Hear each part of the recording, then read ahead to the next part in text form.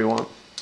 Welcome to the instructional video on how to do our draft this season. First, let me thank all of you commissioners for being commissioners this year and for committing to a stack-free league. The purpose of this video is to show you exactly how to do a draft, to help you encounter problem areas and address those, and frankly to save me some time. So now we'll go on to the draft. However, before you begin the draft, about a week before, you should send an email to all the coaches in your age group with the following information. You should tell them all the players and their ratings so that they're able to look at those ratings and ask them for their input. After you get their emails back, you should update the ratings and then bring those to the draft, but also send those to your coaches one more time so that everyone comes to the draft with the correct ratings. Prior to the draft, you'll need a couple things you should bring along.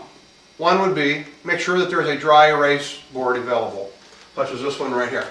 Make sure you've got markers. Make sure you've got an eraser and a straight edge so you can create these beautifully straight lines as I've created right here. And also an egg timer or cell phone, anything that's got a timer would be a good idea as well to keep the draft moving. Finally, make sure you bring extra copies of the draft. Yes, coaches will arrive and not have their papers ready to draft players without any information.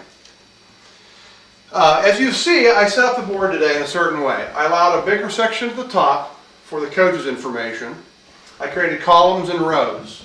The rows will be for each coach, and the columns will be to line up the players.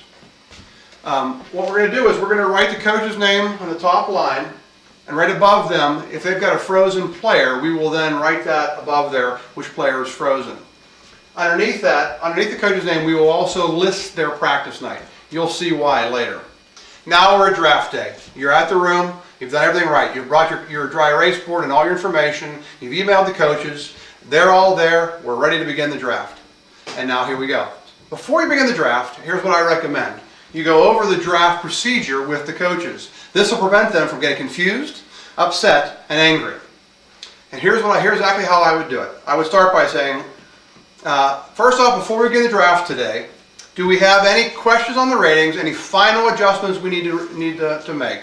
Are you happy with the ratings that we have put for each player? No objections? Fine, we continue. Okay, we do have an objection. They think that so-and-so's score is half a score too high. They would like to take that player down from a 2 to a 2.5. What do you all think? Coaches, is so-and-so rated correctly? Yes or no? Sorry, Coach A. They think she's rated correctly, therefore her rating will stay as it was. No more objections, we'll begin the draft. But before we begin, let me go over the rules of the draft. Here's how the draft works.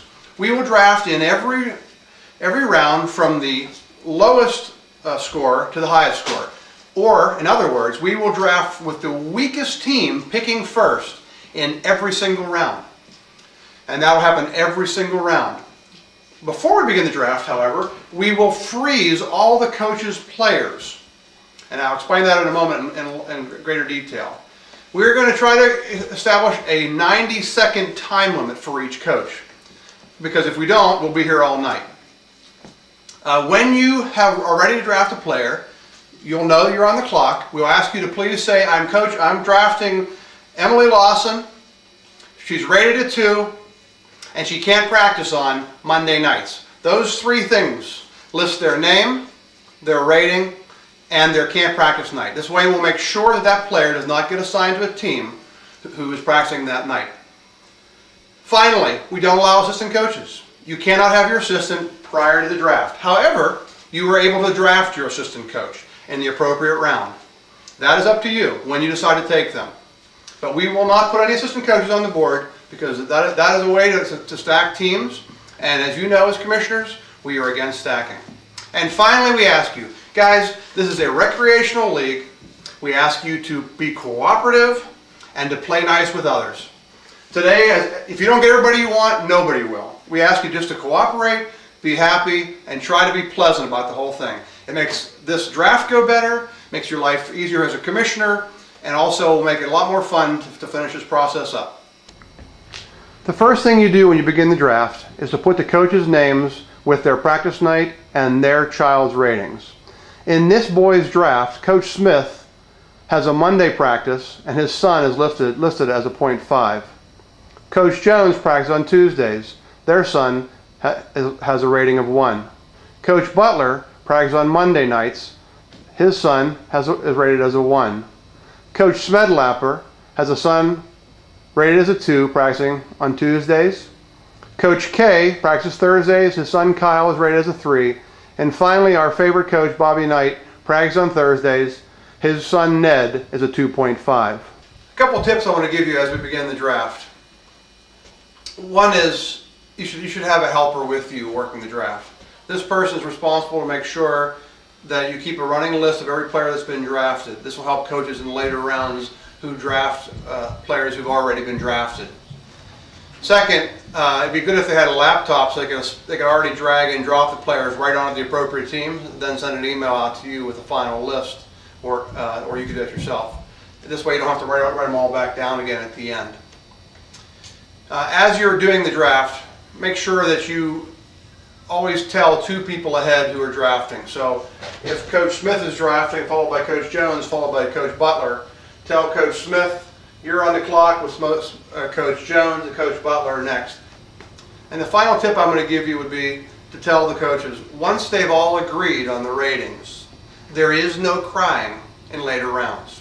One year I had a coach who, after we agreed on the ratings, then every single round complained that the 2 who was just drafted was really a 1, and the 3 she had drafted was really a 4. And this went on round after round after round. So you tell them, do you all agree with the ratings? Yes, you agree? Then I don't want to hear any more discussion about ratings. What you agree on now are their ratings for this draft. Now I will begin a mock draft to show you how you assign players, how you unfreeze players, how you total and decide who's drafting in each round. So at the beginning of this draft now, Coach Smith, Coach Jones, and Coach Butler each already have a 1. And actually Coach Smith has a 0.5. Their player is so strong that they're considered a 0.5. That happens once in a while. I had 2 0.5s last year in the, I had 2 players listed as a 0.5 last year in the 5th and 6th grade girls draft. Okay, so as we go across the board, we have 3 coaches here who don't have players. There is no obvious way to decide who should go first. So what we'll do is we'll take each of their names, which we have here on a piece of paper, we'll put them into a hat, we'll pull it out, and the first draft choice goes to Coach K.